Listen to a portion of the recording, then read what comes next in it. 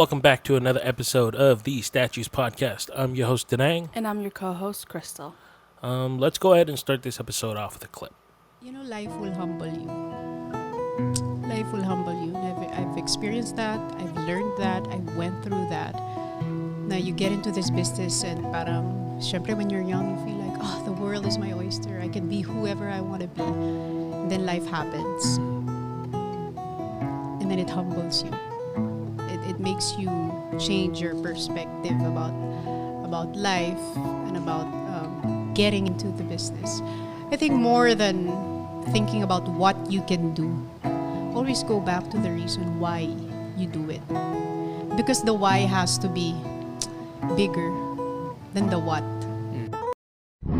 I feel like that video resonated with you so much more than... I mean, I understand it, and I think it's very, it's... What she has to say is so true, but I feel like it's true because I see it, and especially, because we've talked about it a few times too, I feel like what she has to say, it clicks more with you because I feel like you just went through that, humbling yourself, but then between the humbleness, you're finding why you started again, like the real reason as to why. Yeah. Like, I'm talking specifically about like what she said, like towards the end. Yeah. When it comes down to what she said, right? I think one of those things that, like, as that clip played, one of the things that I thought about was how life really did humble me. Because before, in my teens, in my early 20s there, I was, to myself, the way I thought about myself was I was unstoppable. I could do whatever I could. I could chase the world if I wanted to. And that's how I felt. And it's not that I can't now, but life humbles you in a way where it teaches you what's right and what's wrong. It teaches you what rules are in place, what you can't overstep, and whatever rules there are, how to overstep those rules if necessary. As she was talking about it, I think one of the things that really came to my attention was how she was talking about the why. Like, you can't do it. You have to go back to why you did it, not what you're doing it for. Because I think through my early stages of my career, yeah, I started with why. But just like everyone else, you get I think you get so absorbed that it becomes, what are you doing it for now? When I started it with the intention of, this is why I love what I do. Why I'm doing it is because I truly love what I did, and I truly love the expression of freedom that you get from working in media, that you get from telling a story. But for myself, my what now became what can I do for these kids? What can I do for all these people? And I think what happens is you take on burden that isn't yours anymore. You take on the burden of someone else's dream. You take on the burden of someone else's troubles. And yeah, at the beginning, I had no problem with that. If anything, I found more cause in doing so.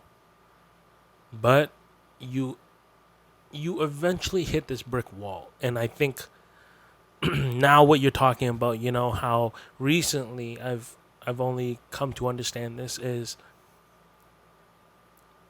what can only take you so far. The what am I doing this for can only take you so far before what is no longer there. You're doing it what for? Or you're doing it because of this reason. But is that reason the reason why you're doing it? Or is that reason the reason why other people were doing it. Mm-hmm. And eventually people, people are going to, in terms, walk away. They got their own agenda. They got their own schedule. They got their own reasons to do what they want to do in their life. Not everyone's going to stay with you. Mm-hmm. And That's that true. took me a long time to realize. Yeah, because through the many companies that I have seen you do, Yeah. a lot of people will leave, and at first it kind of not offended you, it kind of hurts you because you try hard, but then you learn along the ways, like you said, that people leave and that it's they have their own thing going on, they have their own agenda and the reasons why they're doing this. So for you it's like it's okay, but I that's why I say like this, what she has to say, I feel like resonates with you so much more because you've gone through it. You've been, I feel like you've been humbled in the most like unexpected way. In I don't know if I could say it's the worst time, but during your rough time. So let me ask you something then, right? It's like when you Because least expect it. this podcast is about perspective. So I've only ever seen it from my perspective. So what is it like from your perspective? Like, what do you mean? You talk about life humbling me, but how do you see it? Maybe I don't see it the way you do. I don't know, Well, no, I'm just saying like maybe because No. And that's what I'm saying. Is like, what does it look like from your side? How is it humbling? okay, I don't know if like this is like, I mean, I don't know if this would be like the correct answer or like the right one. But when I first met you, you were this very cocky, overconfident, and really like outgoing guy. But you were like super confident in everything that you do. It's not that you're not confident now, but when certain things happened and then like it affected you personally, and not just like stuff that happened with my family, stuff that happened for work too. I saw that you were taking down your peg a few notches, and you're not like before. It's not that you like bragged about it, but like when people walked by you, and for me too, the first time I met you, you had this like over exuding confidence, like this aura of like this is who I am. I am a CEO. Like I know what the fuck I'm doing. Yeah. Like so compared to now, I feel like life, your journey knocked you down a peg or two, and you're not so much like there and in your face. Like if people were to walk by, they wouldn't know. You just seem like a normal guy. So I don't know if that's what like the term humbling is, but I that's how I see it. You went from it's like I keep saying, you went from this really like out there guy Yeah. Yeah. to now this like okay, like more tamed and just like kind of not so braggy. Yeah. No. And And that's just how I see it. And there are good things, uh, like there's always a good and a bad to everything. yeah. But that's just my perspective from being with you. Like this was like before we started dating or anything. Before I even had any interest in you. You were just some guy that like that my friend knew. So we were just all meeting up and hanging out. That's it. Yeah. Yeah. Back then, I used to be very confident. I used to be very confident in the skill sets that I had. I think I was confident because, and this is a conversation that's come up multiple times now, is I was confident because I was driven by so much. I feel like you were driven not so much by the money, but more so like the aftermath of like your company, and then you had your dance groups go and perform, and they were doing really well. Like everybody knew them. A lot of like these foreign companies really wanted to pick up some of your dancers, because they were doing so well. And so because of that, you got recognized. And so because of that recognition, you're kind of like Hmm. your ego was like, just as high as. When it came down to ego, yeah, I had a huge ego at that Mhm. time, just because it was like no one was doing this at my age, and no one could do what I did. Yeah. No one could, at one point in time, I had over 30 something kids in my company that I was managing. And that was singers, dancers, rappers. And, when it came down to it, the number was almost like an ego trip for me, where it was like, look at this. I did what some people couldn't do. Mhm. But, Like you were very um well known and popular in the industry that you were currently in at that time. Like everybody knew who you were. Like sometimes after a competition, or like you would just go to a show, like people would like call you up and be like, hey, like let's go and hang out and do shit like that. So that's. yeah, no. And I think, when she talks about it, right, my what became that. Mhm. What more can I do? What more can I do to be recognized for what I had? And I think, see, and this is something that I think made me lose my way too. Was not only was my main why, not not only was my main reason to do all this was because I loved it, but it was also because so many people put me down when I started. Mhm. And so I was driven by hate, I guess, in a way, where it was like I did everything I could to get my name out there, to almost just say to everyone, look. I don't think it was hate. I think it was more so anger, because they were questioning and doubting and talking shit. So I don't think it's hate, because I think even you understood why certain people felt that way, I or think I think I understood. I understood why people felt that way. but I think that's why it made you like more angry, because you are beyond their perception of you. Yeah. And eventually it did drive the company down into the ground. This ego, this this confidence, this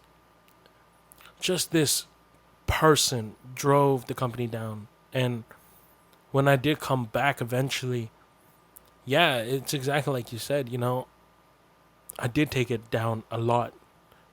Not just a couple notches. Like, to my eyes, it was brought down quite a bit. Yeah. Like, I no longer had the confidence that I used to have.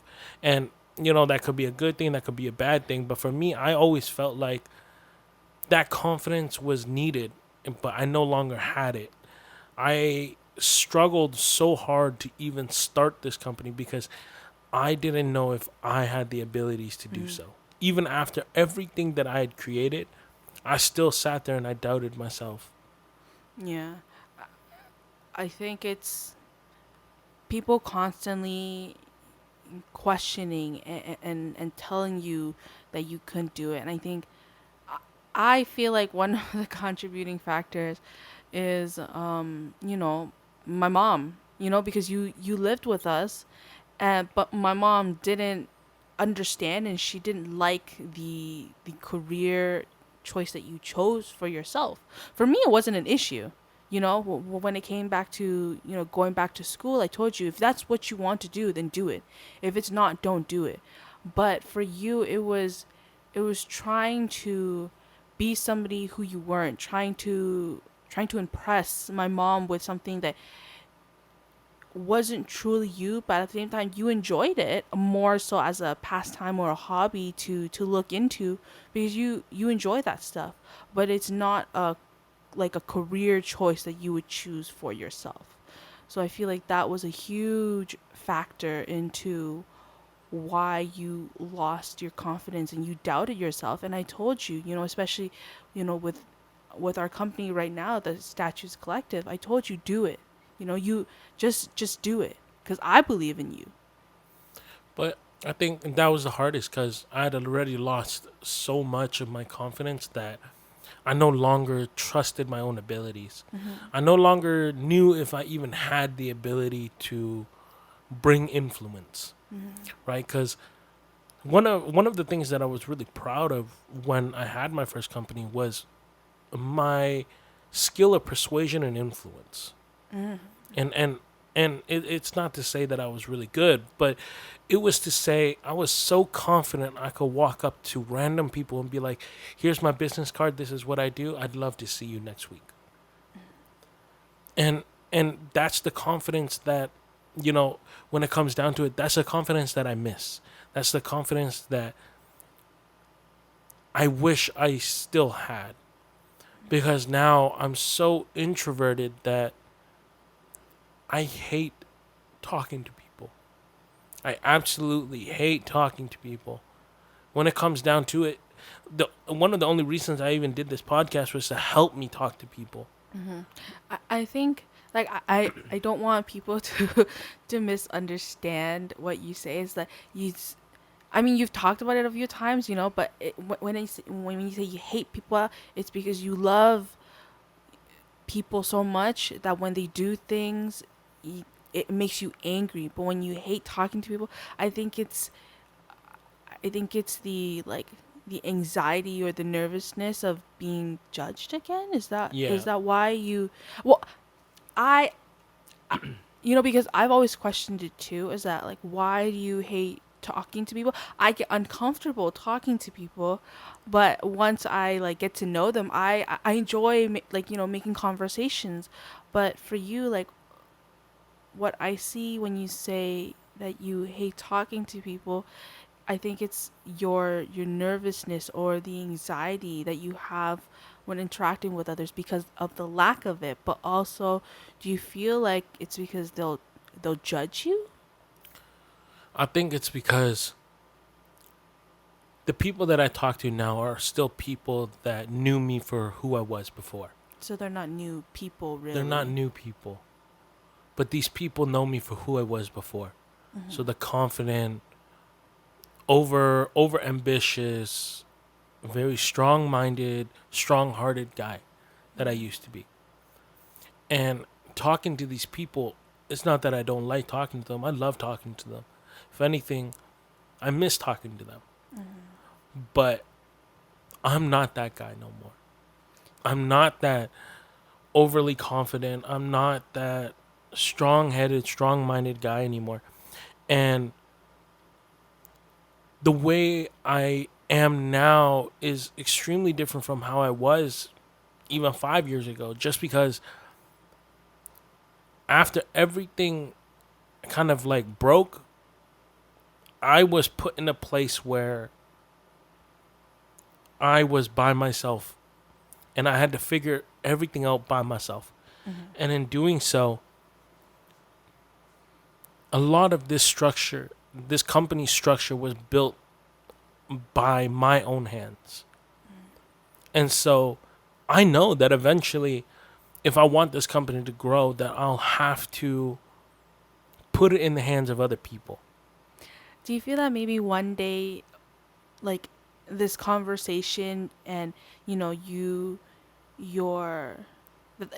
your hate for, or not hate, but your dislike for talking to people will change? Like, one day, because, like, eventually you're not going to stay in, like, all the time. I know you too.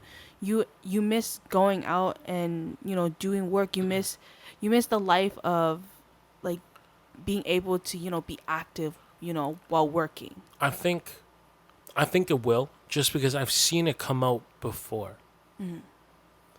It's just circumstances put me back in this shell. Because for myself, yeah, there was a time period where I was very social, very active. I was at, physically I looked good, mentally I was good, emotionally I was great.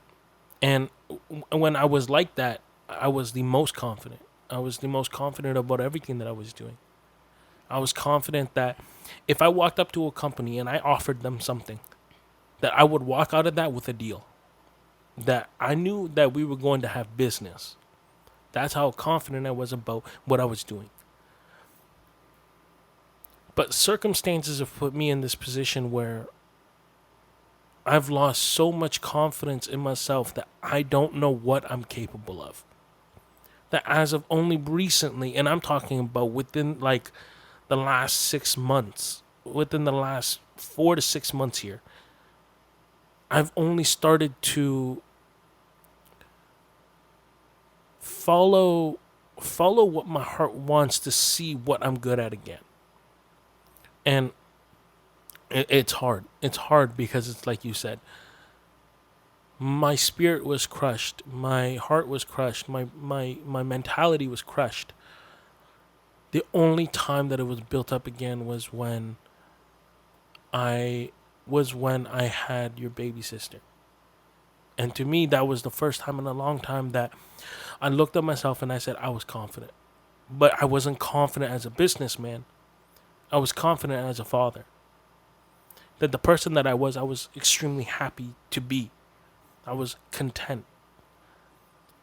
But with circumstances and things that happened, I was pushed out of that picture and then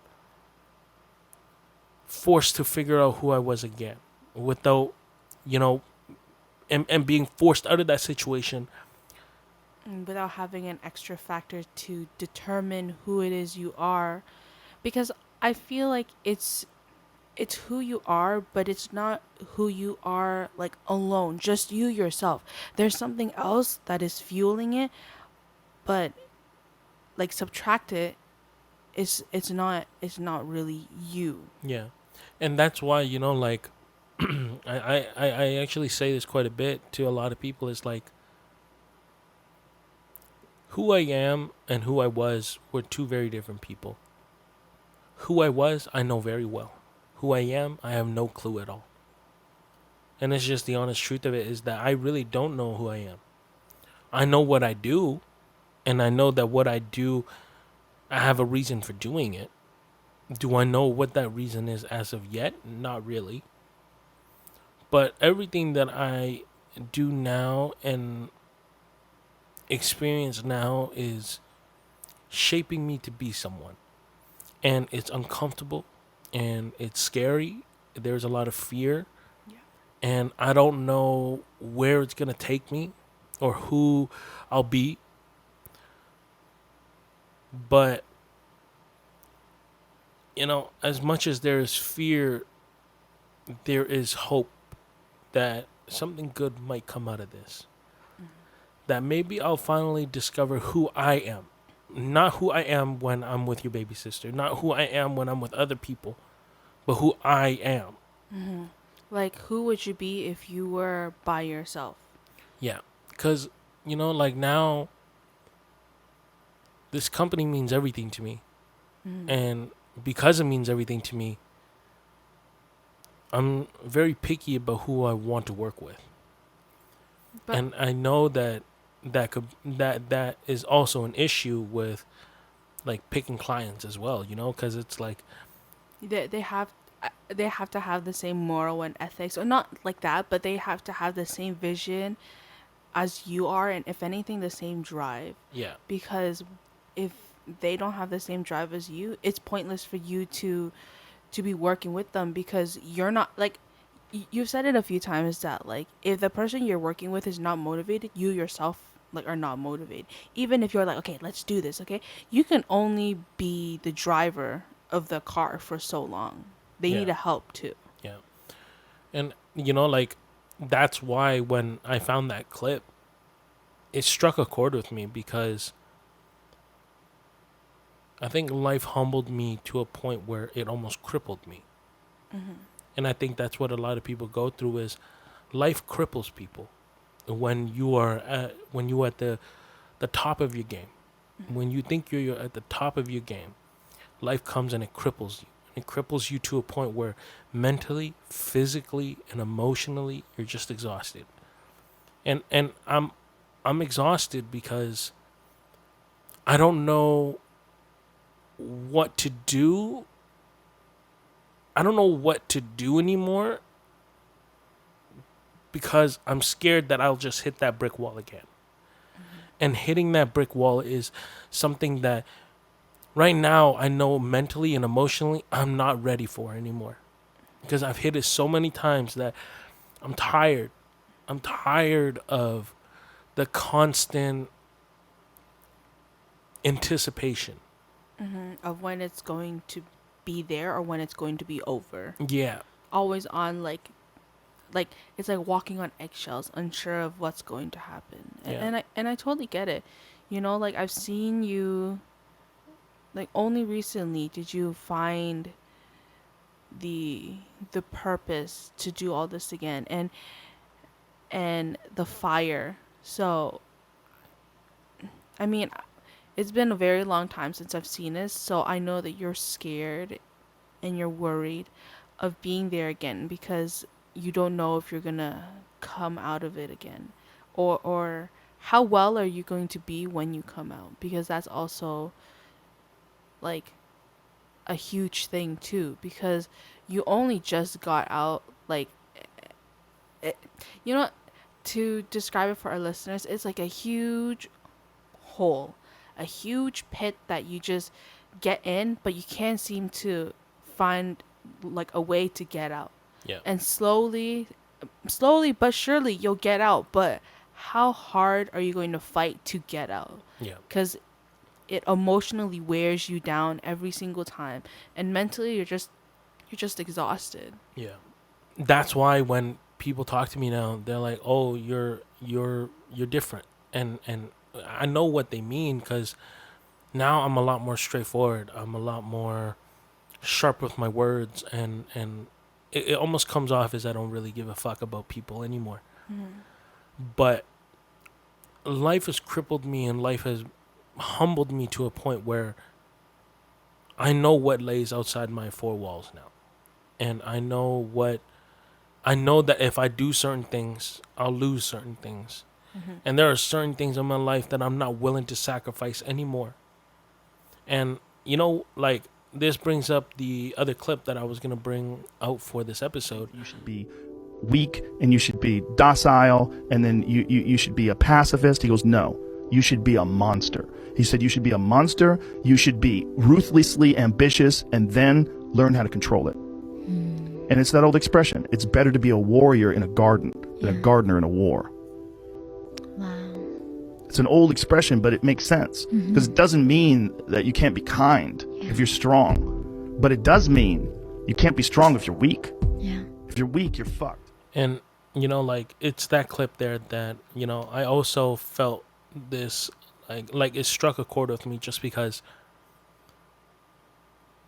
I used to be so strong, and something stronger came and struck me down. But who I am now, I feel like I'm a lot weaker than the way I was before. But the experiences in my life that I've gone through up until this point have made me so emotionally strong that the other aspects of me can't keep up. Like, emotionally I'm strong. Mentally I'm exhausted. Emotionally, I know I've already gone through this shit. I've gone through a point where, my mother-in-law hates the fuck out of me. I've gone through a point where those that I've sacrificed how many years of my life for just take my shit and go. Someone that I put all my love and my care for is no longer in my hands when I want her to be. And I think emotionally, yeah, I have to be strong. And I have to be strong just because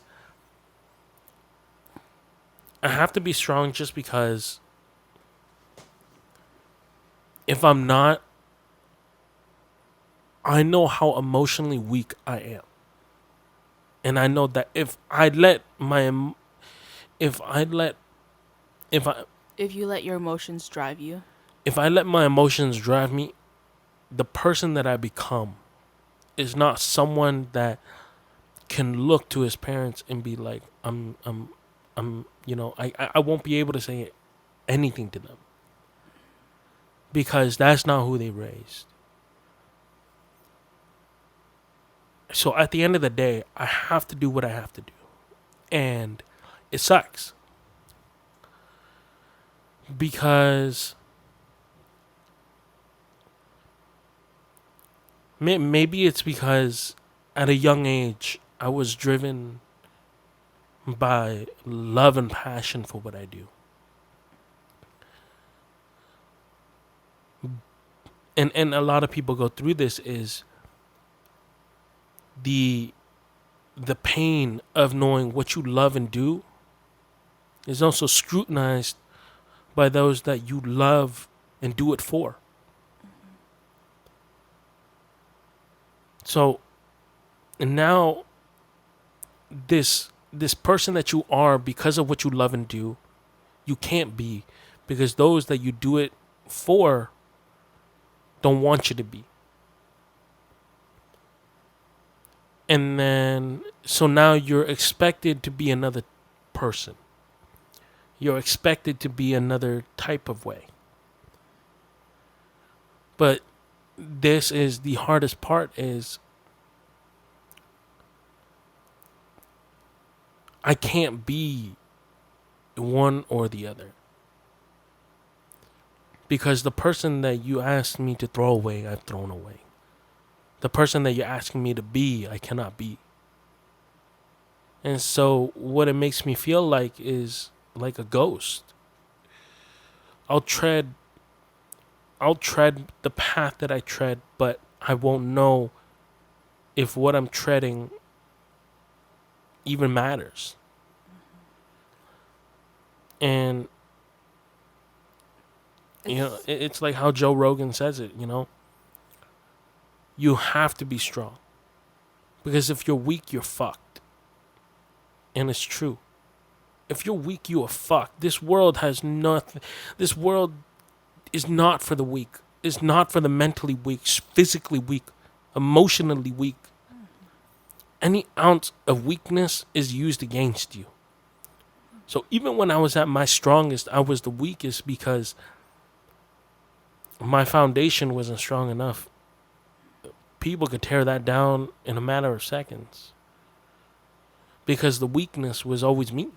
It was never my career, it was me.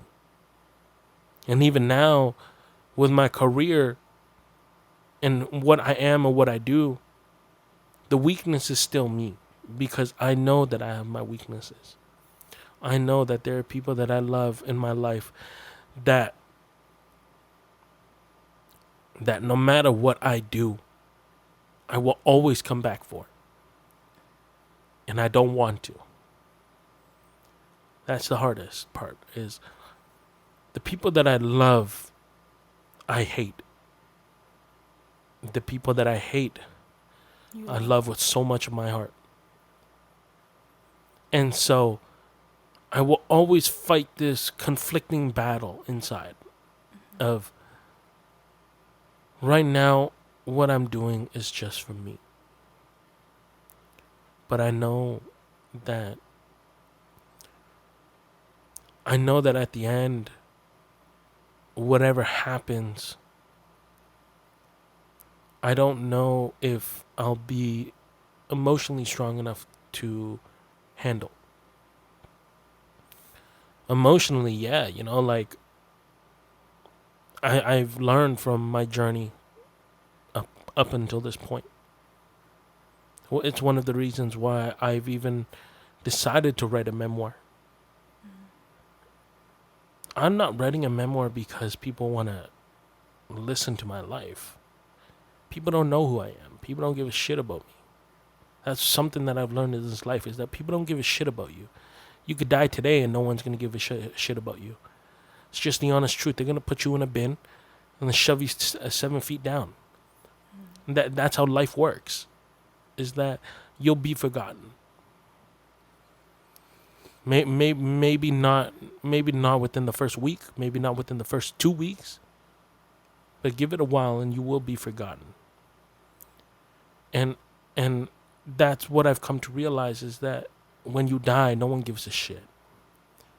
And it's not like it's not what I mean by that is like, let's say for example, if I stand for everything that's good in my life right now, and I die, no one gives a shit about what was good in my life. I could be, like I could be giving to charities, I could be doing this, I could be doing that. But none of those people are going to give a shit. No one in my life will give a shit a year from now, 2 years from now. Everyone's got priorities. When you're dead, you are the last of that priority. Yep. I'm not going to lie, like the honest truth of it is no one likes fucking funerals because funerals are so fucking dreadful and long. Yeah. So at the end of the day, just no one gives a fuck. Just bury me and go. There doesn't. It's at a point where There's no need to prolong it. Like, I'm already dead. exactly, and that's the way I kind of look at things in my life. Is like, why prolong shit that I know doesn't need to be there? Whether it be pain, love, anger, hate, whether it be that, like you get a moment of happiness for a lifetime of anger and sadness. Life is fucked up. Life is unfair. Life is a fucking prick. And it doesn't give a shit about humans. It doesn't give a shit about Your feelings. and what you've done in this life. I feel like that's just the sad reality that no one wants to acknowledge because it's too painful. Is that, no one will give a fuck at the end of the day. And it goes back to what you said too, is that at the end of the day, when you die, you die. Like, that's it. Like, Yeah. what more can you do? And like, growing up, we were taught that family is everything. But as I went through life, I started to realize that family was more than just the family that I was born with. Family became the people that Will ride or I die met. with you. Yeah, family are the people that I met through my life and have helped me throughout my career, helped me emotionally. The people that were there when I had no one, and that's why I cherish so much of my relationships. Like something that people don't understand was when I was out on Jane and Finch and I didn't know what I wanted to do with my life, and I was at a point where I was at rock bottom. Kyonza was the one that came and chilled with me. She bussed all the way to Jane and Finch just to chill with me. And there was a time, and I remember there was a time where I don't know what happened, but I was at a McDonald's it was a 24-hour McDonald's at 2 in the morning. I couldn't sleep. I had no money to eat. I was starving. But she was the one that came and chilled with me. And that's why I cherish my friendship with Kyonza. I cherish my friendships with the people that I have in my life because they were there when the structural part of my life is gone. When I had no structure, so they took on the weight of being a base so that I could stand on, so that I could get up, so that I could get my life together. And I will never forget that. I would never forget what she did for me. I put myself in a situation where I fucked up my own life. But there were people there that didn't care about that. That didn't care and were willing to give me a second chance. And I've had many moments like that in my life, and I will never forget. I will never forget because how can you forget? You know, like the worst times of my life were also maybe some of the best times of my life. Mm-hmm. Where when I look back on my life, I was grateful. I feel like it showed you who was really there for you, like who will be there for you to the very end. Maybe not to the very end, but you know who your true friends are, or who the people who actually and genuinely care. And I'm not dismissing the other people, but I'm saying is that the people who says that they care for you when you're going through times like that, they will be there for you. They really will. 100%. Because some people, they don't want to be bothered by the fact that, you know, you're homeless, or you know, like you can't eat, because they can't be bothered by it. They're like, okay, whatever. It's more so like a you problem. It's not a me problem. And I'm not calling those people selfish, and I No. totally understand. And But and you know what? Like I will even say this is that I don't blame anyone else because I hid as much as I could. mhm. It was just certain people that saw certain parts of my life differently than other people. Your own mom Because doesn't even know until she listened to this podcast. yeah, exactly. And you know, like, and that's why I say is that the experiences that I've gone through in my life have led me up to this very moment of being someone who has zero to no confidence, Mhm. but still has, I don't want to say like a mask, but a persona that I put on when I need to get work done. And that persona is the strongest persona that I have.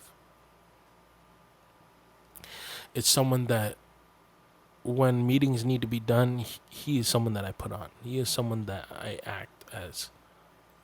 And, you know, there are days where I wish I was him all the time. Someone that was confident, someone that was unaffected by words, unaffected by emotions, unaffected by anything. And I wish I could be him all the time, but I'm not. What you guys see in these podcasts, yeah, it's gonna range. It's a wide range of emotion. It's a wide range of fuckery. It's a pretty much an open book conversation. Mm-hmm. So I don't know. Sometimes I feel like this podcast we talk about. I keep saying this all the time, is that we could have this conversation over and over again, but it's the person that, you know, it's the clips that really sets the tone, and sometimes what we talk about changes. Yeah. You know, and I feel like I learn more about you.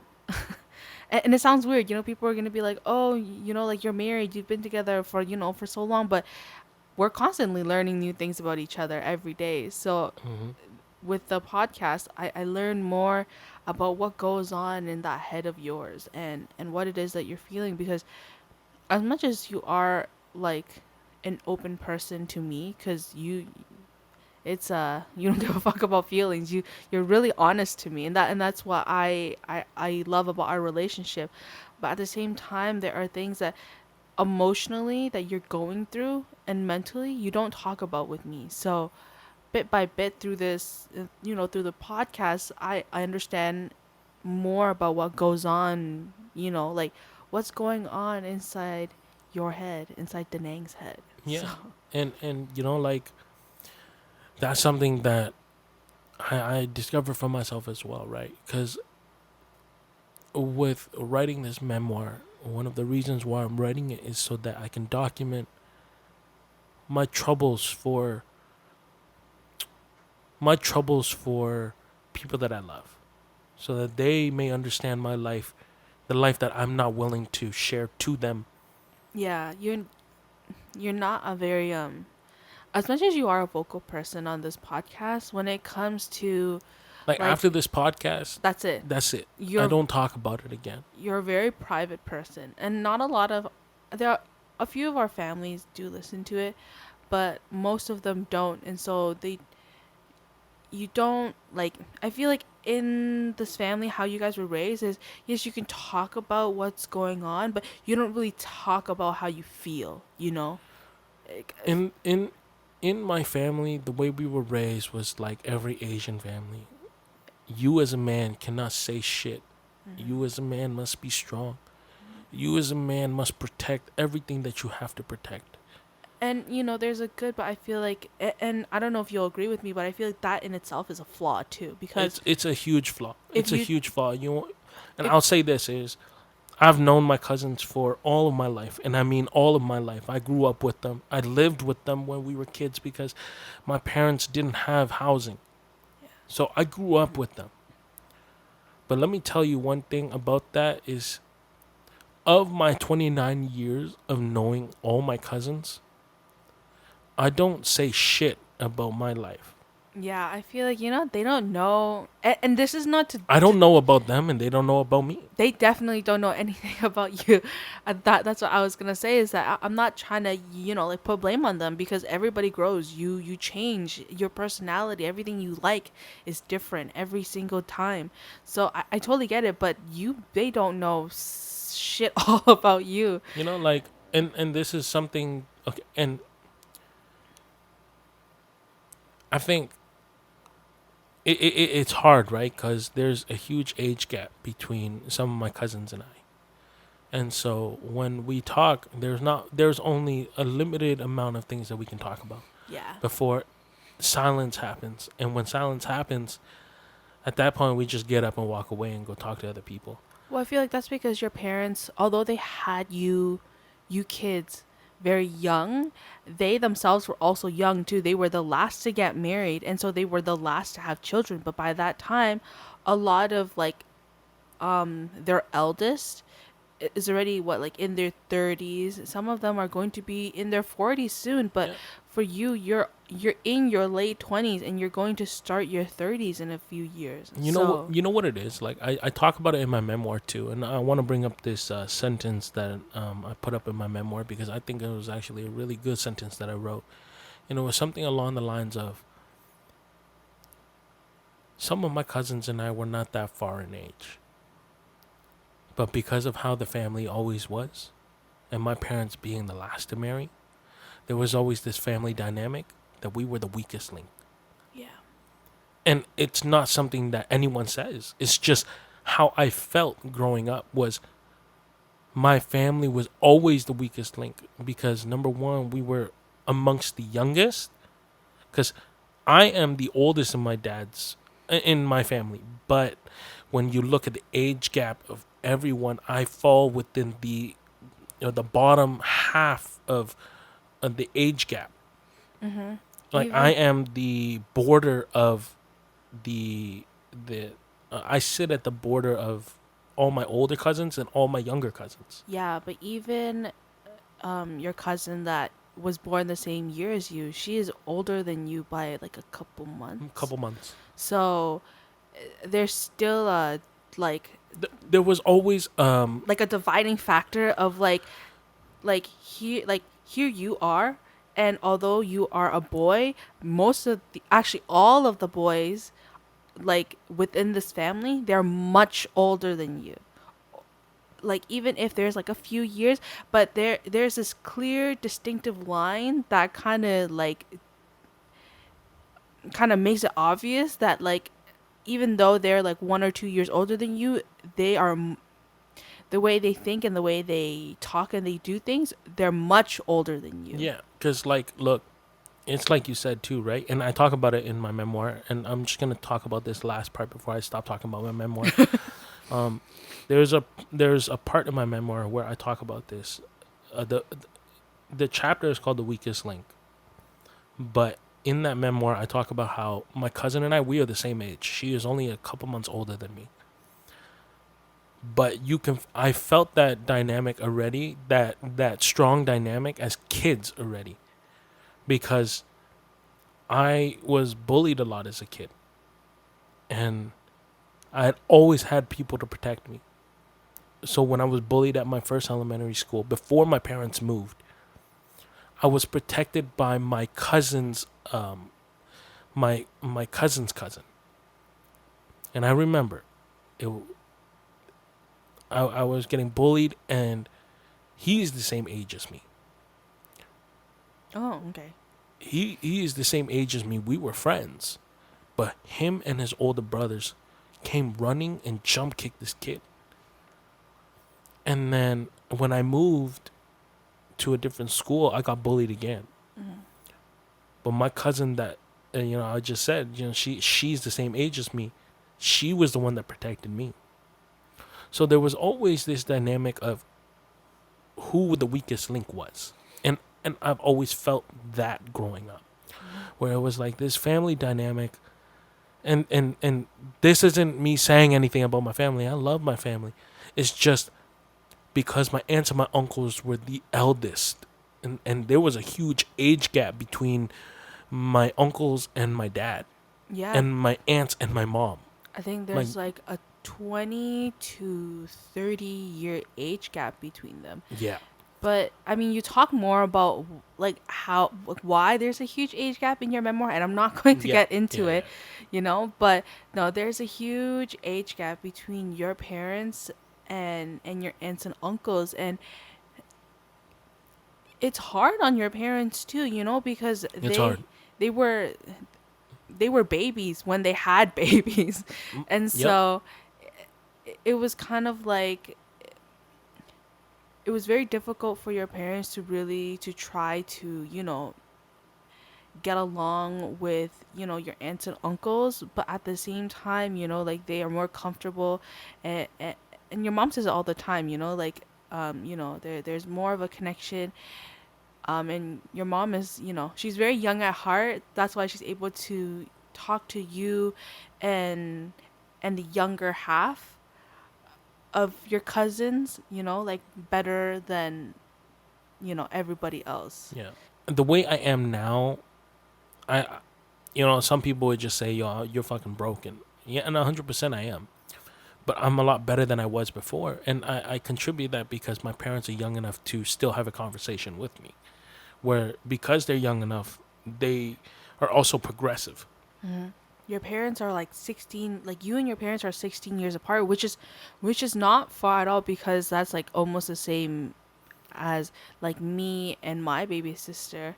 So they're able to talk to you better, because when you growing up, they were that saying that you can't teach an old dog new tricks. Yeah. Yeah, your parents were still young enough, and they still are, to like grow along with you and adapt to the changing times, like the generations.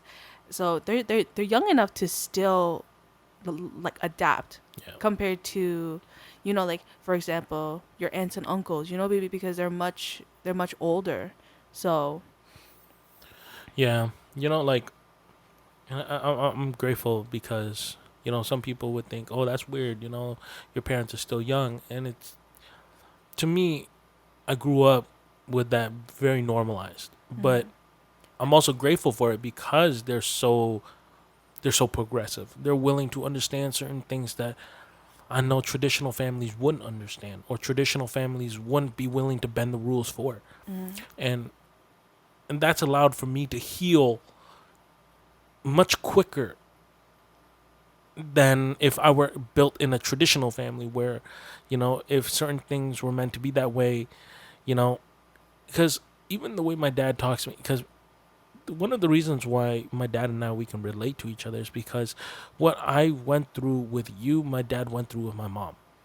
So when we're going through it, my dad's literally guiding me through it, just basically his past life and the mistakes that he made and the shit that he did. So it's like, okay, hey, I did this, don't do that. I mean, your dad is still, going through it too. Although, they're not like upset at each other, but there are the aftermath, like the repercussions Of of course, going through that your dad is, as he's going through it, he's kind of discovering new things too. exactly. And right now with me healing, my parents are only just healing.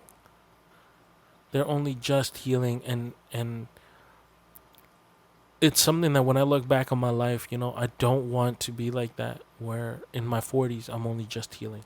I want, You everything that I've gone through. Yeah, there's a lot of rage, there's anger, there's disappointment, there's sadness that I deal with right now. But I hope that I'm able to find my solace soon so that I don't deal with this in my 40s and regret certain things. Because, and I'm not saying that what I'm dealing with amounts to anything that other people deal with, but what I'm saying is what I deal with is hard for who I am. Yeah. And that's why, I talk about it, because I feel like there are people that are also going through this that need just that assistance that when I went through some of the darkest times alone, I didn't get. There was a lot of time during our relationship where, shit got tough. And, I grew to be a more angrier person during the years that we were together. Yeah. And, it scares me. It scares me every day knowing what angers me. But I've only recently tried to, Like tame it. yeah. Although I feel like although you knew what made you angry, you couldn't control it as much. And like, don't get me wrong, okay? You are by no means like abusive, okay? Like Yeah. not at all. And that's not something that like you would never do. But there were times where like you are upset and I'm self-destructive. yeah, and it it manages to bleed around you because sometimes and like I don't hold you to it because actually all the time I know why you're upset, but there like because of how angry you were back then, it made our relationship really difficult because sometimes the anger, although it wasn't to me, like the intention wasn't to me, it would you sometimes you would say things and you would do things that would just the I the receiving person would have to kind of just be like, oh shit, okay, like he's really upset. So it's like it's learning to kind of just weave through it and just deal with it. It sounds bad, but like No, and like I get it, okay, and that's to the people that are listening to, right? Is I would never hit someone. I would never do that shit, okay? no, But when I talk about anger, I talk about it's more so like just like contributing factors to our relationship that didn't have to be there. like sometimes you want to scream but you didn't know how to like just scream, not like like just Yeah, like just that. like and that's why, because I think I wasn't ready for certain things to happen. But when it did happen, I was forced into a situation where it was like, okay, just do it. And when you're a kid, you don't really think about repercussions.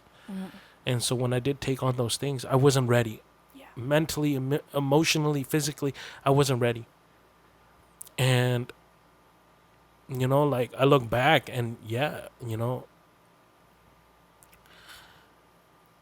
I wouldn't trade a moment of it for the world because you and your sister are safe.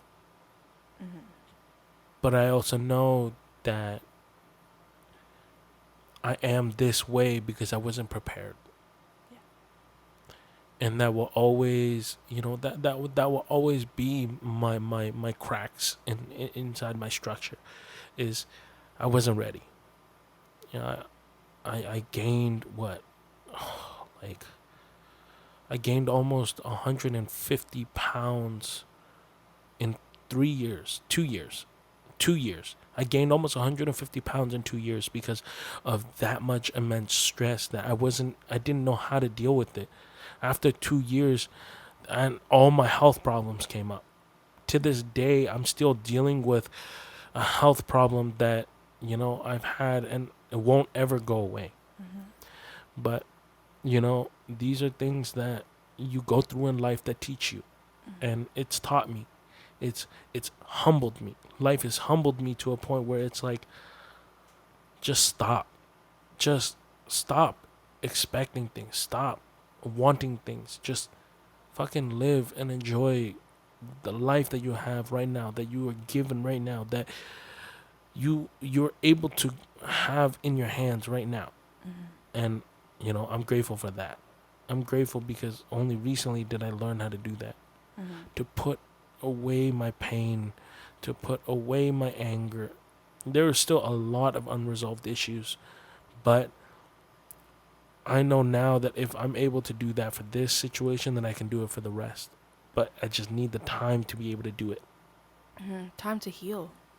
Healing is a huge factor in it. And I think healing, it took me a long time to heal from just this one event, that the rest will take me more time. And I'll take that time to heal and focus on my life and myself. I wanted to say thank you. This episode is a little deeper, a little more, personal. But I thought I'd bring it up just because I know that it helps me through my thoughts too. But if it helps me through my thoughts, then it might be able to help someone else that's going through this kind of stuff through their thoughts. Yep. So I wanted to say thank you to all the listeners that are listening, all the viewers that are watching. It's not easy going through what we go through. Yep. But I want to say too is that you're not alone. You're not alone. There is a light at the end of that very, very, very, very, very dark and long tunnel. But you just got to keep walking and you'll eventually find that light. And I hope that with all of you guys have the patience to keep walking and you'll find that light. Please go ahead and follow us on our social media sites. All of the links will be down below in the description bar and in the streaming caption bars and whatever. Yeah, this is your host and your co-host signing off. Thank you.